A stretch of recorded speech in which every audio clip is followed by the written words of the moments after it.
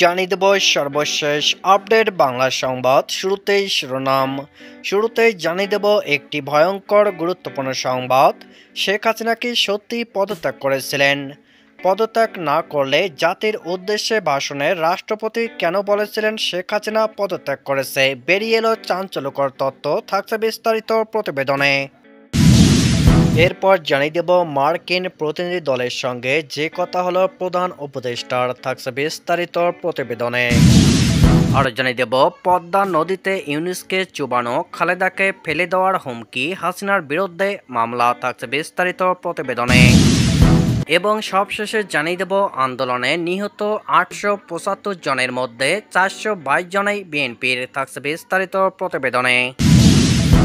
এতক্ষণ শিরোনাম শুনছিলেন, এবার বিস্তারিত। বৈষম্য বিরোধী ছাত্র আন্দোলনের মুখে গত 5 আগস্ট পদত্যাগ করে দেশ ছেড়ে ভারতে পালিয়ে যান শেখ হাসিনা। সম্প্রতি সামাজিক যোগাযোগ মাধ্যমে তার একটি অডিও ভাইরাল হয়েছে, যেখানে তাকে বলতে শোনা যায় দেশ ছাড়লেও পদত্যাগ করেননি তিনি। শেখ হাসিনা বলেন, আমি তো পদত্যাগ করিনি। আর্টিকেল 57 অনুযায়ী আমার পদত্যাগ করা হয়নি। নিরাপত্তার জন্য আমাকে সরে যেতে হয়, কিন্তু আমার পদত্যাগ হয়নি। বিষয়টি অনেকের মাঝে কৌতূহলের সৃষ্টি করেছে। যদিও শেখ হাসিনা পালিয়ে যাওয়ার পরে রাষ্ট্রপতি জাতির উদ্দেশ্যে দেওয়া তার ভাষণে বলেছিলেন, প্রধানমন্ত্রী শেখ হাসিনা আজ রাষ্ট্রপতির কাছে পদত্যাগপত্র জমা দিয়েছেন, আমি তা গ্রহণ করেছি। এ বিষয়ে আইনজীবী রুহুল কুদ্দুস কাজল বলেন, পদত্যাগ না করলে জাতির উদ্দেশ্যে ভাষণে রাষ্ট্রপতি কেন বলেছিলেন শেখ হাসিনা পদত্যাগ করেছেন এবং তিনি সেটি গ্রহণ করেছেন? সে সময় তো 3 বাহিনীর প্রধানও তার পেছনে দাঁড়িয়েছিলেন। কেনই বা শেখ হাসিনার পদত্যাগের পর যে সাংবিধানিক শূন্যতা তৈরি হয় তা নিয়ে আপিল বিভাগ রুলিং দিয়েছেন। আইনজীবী আহসানুল করিম বলেছেন, রাষ্ট্রপতি যদি বলে থাকেন যে প্রধানমন্ত্রী পদত্যাগ করেছেন, তবে তো এ বিতর্কের অবসান হয়ে যায়। এটা জরুরি না যে প্রধানমন্ত্রী হাতে হাতে রাষ্ট্রপতির কাছে পদত্যাগপত্র জমা দিতে হবে। প্রবীণ আইনজীবী জেড আই খান পান্নার মতে, পদত্যাগ করুক আর না করুক, দেশ ছেড়ে পালিয়ে নিজের রাজনৈতিক জীবনের সবচেয়ে বড় ভুল করেছে শেখ হাসিনা। তার জন্য সম্মানের ছিল দেশে থেকে গ্রেপ্তার হওয়াটা। তিনি আরও বলেন, তার দেশ ত্যাগ আমি বুদ্ধিমানের কাজ বলে মনে করি না। ওনার দেশ ছেড়ে যাওয়ার থেকে কারাগারে থাকা বেশি দরকার ছিল। আওয়ামী লীগকে বাঁচিয়ে রাখতে হলে তাকে দেশে এসে আত্মসমর্পণ করা উচিত।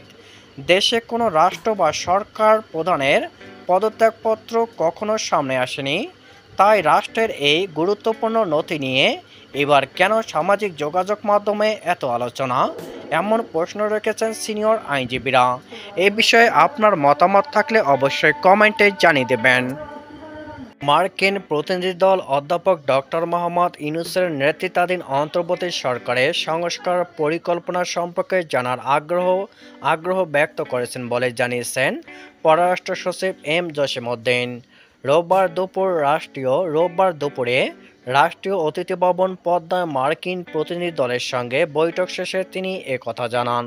তিনি বলেন, যুক্তরাষ্ট্রের অর্থ দপ্তরের সহকারী আন্ডার সেক্রেটারি ব্রেন নেইমারের নেতৃত্বে উচ্চ পর্যায়ের একটি প্রতিনিধি দল বাংলাদেশ সফর করেছে। কিছুক্ষণ আগে তাদের সঙ্গে একটি বৈঠক হয়েছে। বৈঠকে অর্থনৈতিক সম্পর্ক বিভাগের সচিব, রাজস্ব বোর্ডের চেয়ারম্যান, বাণিজ্য সচিব, শ্রম ও কর্মসংস্থান মন্ত্রণালয়ের সচিব, স্বরাষ্ট্র মন্ত্রণালয় এবং বাংলাদেশ ব্যাংকের প্রতিনিধিরা উপস্থিত ছিলেন।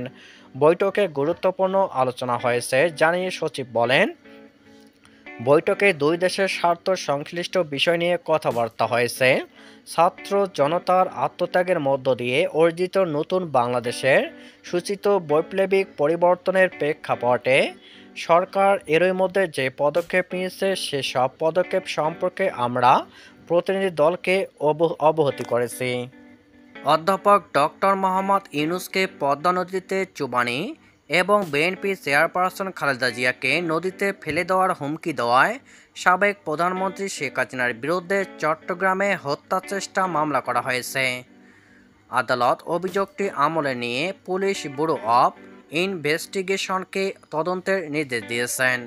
রোববার চট্টগ্রাম মহানগর ছাত্রদলের সাবেক সহসভাপতি সৌরভ প্রিয়পাল বাদী হয়ে চট্টগ্রাম মেট্রোপলিটন ম্যাজিস্ট্রেট জুয়েল দেবের আদালতে এই মামলা করেন। মামলার এজাহারে উল্লেখ করা হয়, 2022 সালে 18 মে সাবেক প্রধানমন্ত্রী শেখ হাসিনা এক সংবাদ সম্মেলন থেকে বিএনপি চেয়ারপারসন ও সাবেক প্রধানমন্ত্রী বেগম খালেদা জিয়াকে হত্যার যে গভীর ষড়যন্ত্র ও নীলনকশা তার মনে সুপ্তভাবে বিদ্যমান ছিল এবং প্রকাশ্য বিষেধগারের মাধ্যমে তা দেশবাসীর কাছে প্রকাশ করেন। সংবাদ সম্মেলনে শেখ হাসিনা বলেন, পদ্মা সেতুতে নিয়ে খালেদা জিয়াকে টুস করে ফেলে দেওয়া উচিত। একই সঙ্গে পদ্মা সেতুর টাকা বন্ধের চেষ্টায় নোবেলজয়ী ডক্টর মোহাম্মদ ইউনূসকে পদ্মা নদীতে 2টি চুবানি দিয়ে সেতুর উপর তোলা উচিত বলে মন্তব্য করেন। বৈষম্য বিরোধী ছাত্র আন্দোলনে গত 13 আগস্ট পর্যন্ত 875 জন নিহত হয়েছে বলে একটি মানবাধিকার সংস্থার প্রতিবেদনে জানানো হয়েছে। এর মধ্যে 422 জন বিএনপির নেতাকর্মী বা সমর্থক বলে দাবি করেছেন দলটির মহাসচিব মির্জা ফখরুল ইসলাম আলমগীর। রোববার গুলশানে বিএনপি চেয়ারপারসন কার্যালয়ে এক সংবাদ সম্মেলনে এ দাবি করেন তিনি। মির্জা ফখরুল বলেন, এই আন্দোলন হঠাৎ করে গড়ে ওঠেনি। এটি বহু বছরের নির্যাতন, নিপীড়ন ও ক্ষোভের বহিঃপ্রকাশ। এটা কোনো বিচ্ছিন্ন ঘটনা নয়, বিএনপির দীর্ঘদিনের নিরবিচ্ছিন্ন পরিক্রমা। এখানে বিএনপির অবদান খাটো করার কোনো অবকাশ নেই। তিনি বলেন, এই বিজয়ের পিছনে রয়েছে অসংখ্য নির্যাতিত মানুষের বেদনার অপ্রকাশিত ইতিহাস, গুম হওয়া ছেলে ফেরার প্রতীক্ষার ব্যথাতুর মায়ের ডাক, স্বামী হারানো বেদনা, বিধুর স্ত্রীর আর অনন্ত আর্তনাদ, পঙ্গু বাবার জন্য সন্তানের হৃদয় বিদারক হাহাকার, আর কারাগারে বন্দি ভাইয়ের জন্য বোনের নীরব প্রার্থনা। তাদের সবার 16 বছরের রক্ত, শ্রম ও অশ্রু দিয়ে প্রতিটি পরিবারের ক্ষোভ, ক্রোধ ও অব্যক্ত বিস্ফোরণ বুকে ধারণ করে চলমান ছিল শেখ হাসিনা ফ্যাসিবাদের বিরুদ্ধে লড়াই। বিএনপি মহাসচিব বলেন, বস্তুত 2024 সালে গণ অভ্যুত্থানে শহীদ 422 জন এবং 2023 সাল পর্যন্ত শহীদ হয়েছেন 551 জন, গুম 423 জন, আসামি 60 লাখ এবং মামলায় 1.5 লাখ। এসব কেবল বিএনপির ত্যাগের পরিসংখ্যান নয়, বরং বাংলাদেশের দ্বিতীয় স্বাধীনতা অর্জনের পথে দলটির অবিচল সংগ্রাম ও অবদানের প্রতিফলন। এর সময় আন্দোলনের কৃতিত্ব নয়, স্বৈরাচার পতন নিশ্চিত করাই বিএনপির লক্ষ্য ছিল বলে মন্তব্য করেন বিএনপির মহাসচিব মির্জা ফখরুল ইসলাম আলমগীর।